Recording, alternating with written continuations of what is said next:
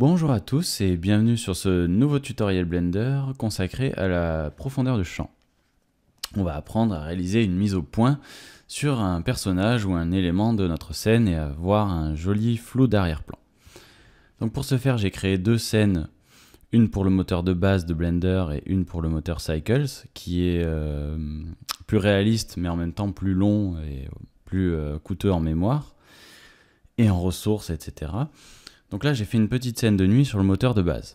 Donc on va cliquer droit sur notre petite caméra.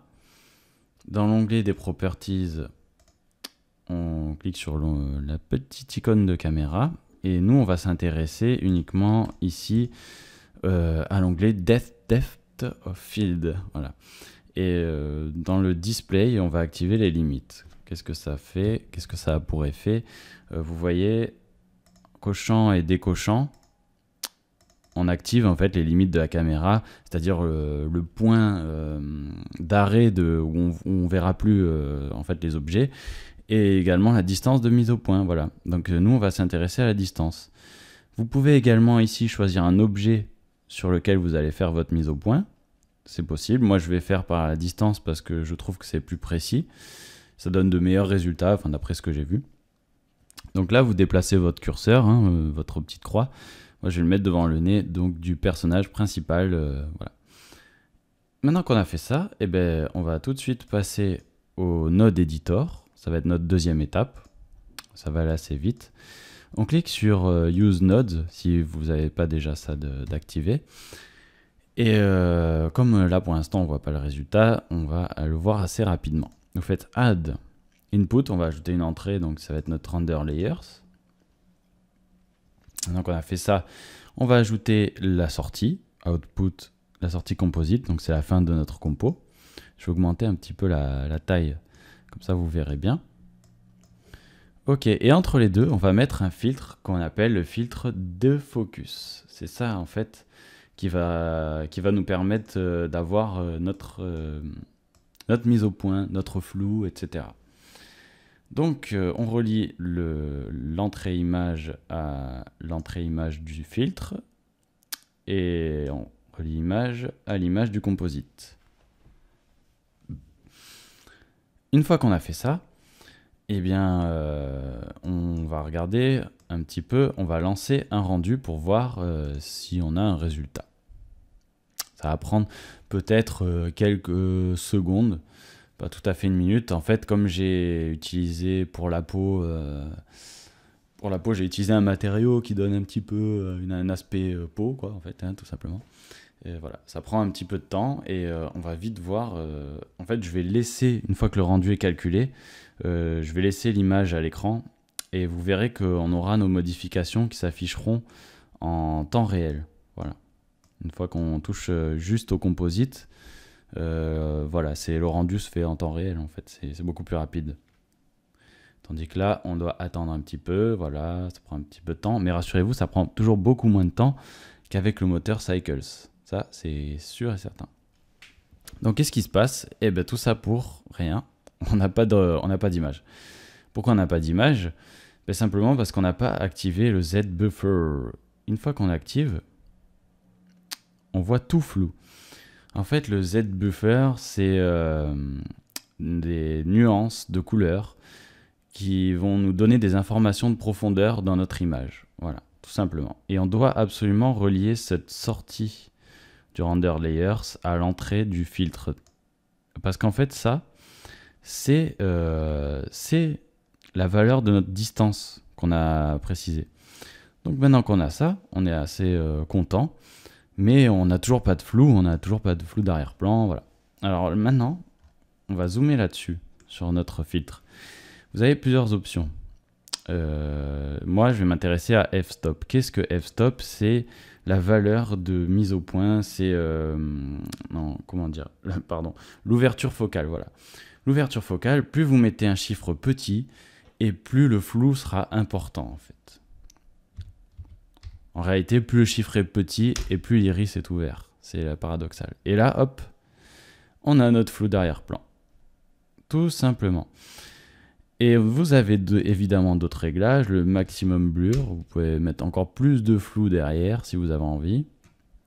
pour faire vraiment isoler votre perso. Voilà, c'est un peu de la triche, mais en même temps, la 3D, c'est un petit peu de la triche quand même. Autre chose, vous pouvez activer le gamma correction pour faire un petit peu... Vous voyez, là, je l'enlève. Voilà, ça va brûler un petit peu vos lumières, ça va donner un aspect beaucoup plus ciné à votre image. Vous pouvez également choisir ici dans le bokeh type le nombre de lames. En fait, c'est pas le nombre de lames, mais l'allure de votre bokeh. En réalité, ça symbolise ça. Circular, triangulaire. Donc circulaire, c'est le maximum, c'est vraiment pour avoir un flou doux. Voilà. Maintenant, si vous mettez square, là par contre, vous allez avoir des carrés. Et là, vous voyez, ça fait vraiment à l'ancienne, quoi. Vous voyez, vous avez des petits carrés au fond dans les lumières de la ville. Voilà, donc là, vous pouvez jouer un petit peu avec toutes ces valeurs. Moi, je vais laisser comme ça. Et on va dire que pour la partie Blender, rendu Blender, c'est terminé. Maintenant, ce qu'on va faire, on va passer à la seconde partie du tuto qui concerne le moteur de rendu Cycles. Et bien voilà, nous sommes sur notre moteur de rendu Cycles. Donc on a nos belles petites pommes de terre et on va voir tout de suite comment on procède pour la mise au point. Bon, ça va être plus simple que pour le moteur de rendu Blender parce qu'en fait, il n'y a pas besoin de faire du compo. On va cliquer droit sur notre caméra. On va aussi dans l'onglet Properties et sur notre petite icône de caméra. Et dans l'onglet Depth of Field, comme tout à l'heure, on va préciser la distance. Donc je me mets en vue de côté. J'avance jusqu'à arriver à... Hop. On va faire le point sur la pomme de terre du milieu. Voilà. Je me remets en vue cam. Et là, en fait, tout ce qu'on a à faire, c'est s'intéresser à cette partie-là, aperture. Donc en réglant le radius, vous allez voir que plus j'augmente le radius, je vais me mettre en mode rendu, ce sera mieux. Sinon on ne verra pas, voilà. Vous voyez là le radius est à 0. Et sur 3, hop, on a beaucoup de flou. La zone de net est très faible. Donc là par exemple je vais me mettre à 2. Voilà, là pour moi j'ai ce que je voulais, donc avoir le net sur cette pomme de terre et le flou sur le reste.